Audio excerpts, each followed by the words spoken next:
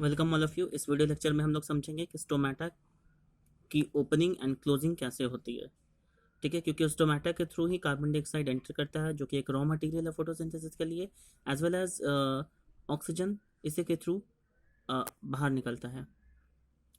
Day time में basically क्या होता है? During day time potassium ion accumulate करना शुरू करता है गार्ड सेल्स के आसपास या गार्ड सेल्स के अंदर। इस फिगर में आप देखो, पोटेशियम आयंस अंदर गार्ड सेल्स के अंदर एंटर करना स्टार्ट करते हैं। ठीक है, जैसे पोटेशियम आयंस की कंसंट्रेशन वहाँ बढ़ने लगती है तो सॉल्यूट की कंसंट्रेशन जब बढ़ती है, तो आपको ने 9th क्लास में पढ़ा होगा कि जब सॉल्यूट की कंसंट्रेशन बढ़ जाती है तो वहाँ पर मूवमेंट होता है वाटर का, जिसे आप ऑस्मोसिस कहते हो। तो एंडोस्मोसिस यानी वाटर अब बाहर से गार्ड सेल्स के अंदर एंटर करना शुरू करेगा। क्यों? क्योंकि अंदर में पोटेशियम आयन की कंसंट्रेशन बढ़ने लगी है। और वाटर के जब वाटर की जब मूवमेंट होने लगेगी किसके अंदर? गार्ड सेल्स के अंदर, तो गार्ड सेल्स का जो लूज शेप है वो रिजिड, वो टर्जिड हो जाएगा। वो जैसे एक पिचका हुआ बलून के अंदर आप अगर पानी फिल कर दो तो वो अपने नॉर्मल शेप में आ जाता है, ठीक उसी तरीके से ये गार्ड सेल भी अपने नॉर्मल शेप में आ जाएगा। और जैसे ही पानी या वाटर के एंटर होने के बाद गार्ड सेल्स के अंदर ये नॉर्मल शेप में आएगा, तो ये स्टोमेटा ओपन हो जाएगा डे टाइम में, क्योंकि डे टाइम में फोटोसिंथेसिस की ज़रूरत है, यानी कार्बन डाइऑक्साइड को अंदर एंट्री देनी है। तो अंदर एंट्री देने के लिए स्टोमेटा का खुलना ज़रूरी है।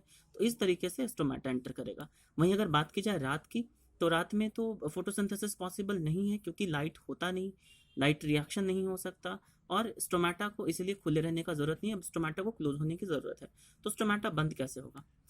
रात के समय या अंधेरे होने के साथ साथ ही पोटेशियम आयन का लॉस होना स्टार्ट होता है। आप फिगर में देखो, पोटेशियम आयन बाहर की ओर, गार्ड सेल से बाहर की ओर पोटेशियम आयन निकल रहे हैं। अब ये पोटेशियम आयन की एंट्री एंड एग्जिट डिपेंड करती है पोटेशियम पंप पर, जो कि बहुत आगे हायर क्लासेस की चीज़ें हैं। वो आपको मैं डिटेल में इस वीडियो में नहीं समझाने जा रहा। बस सिंपली आप समझो कि पोटेशियम आयन का लॉस होना शुरू होता है। जब पोटेशियम आयन का लॉस होना शुरू होता है तो अचानक से सॉल्यूट कंसंट्रेशन जो है गार्ड सेल के अंदर वो कम हो जाएगी।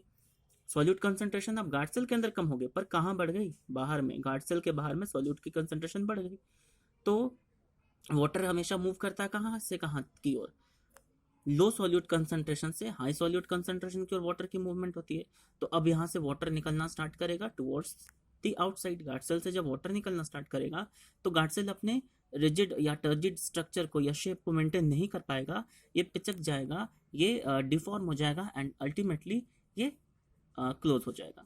तो opening and closing of stomata एक बहुत क्रूशियल स्टेप है जो कि फोटोसिंथेसिस को कंट्रोल करता है। Thank you very much for listening.